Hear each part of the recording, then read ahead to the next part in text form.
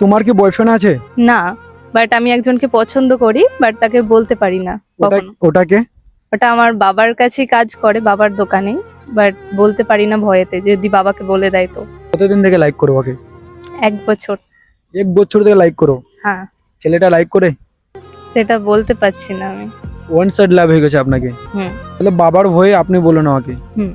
তো আমি আপনাকে ডিয়ার দিচ্ছি, ও ছেলেটাকে ফোন করে ওকে আজ প্রপোজ করে দেন। করতে হবে? করে দাও, ডিয়ার হয়ে যাবে, আপনার জীবন সাথী পেয়ে নিবেন আপনি। এক মিনিট। হ্যালো, আমার একটা কথা বলার ছিল, যদি না বাবাকে বলো তো। কি বলো? আমি অনেকদিন থেকে পছন্দ করি, তো ভয়ে বলতে পারি না, যদি তুমি বাড়িতে বলে দাও তো। আমাকে পছন্দ করো? হুম।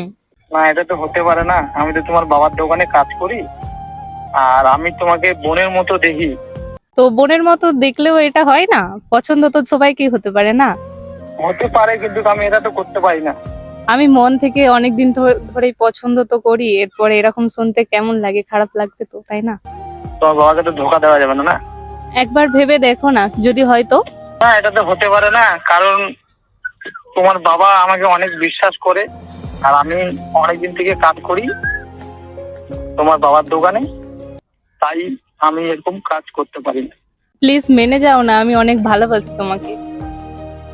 না, আমি তো তোমাকে বোনের চোখে দেখি, আমাকে তুমি ভুলে যাও, কিন্তু হ্যাঁ, আমি তোমাকে একটা ভালো ছেলে দেখে দিয়ে দেবো। ঠিক আছে।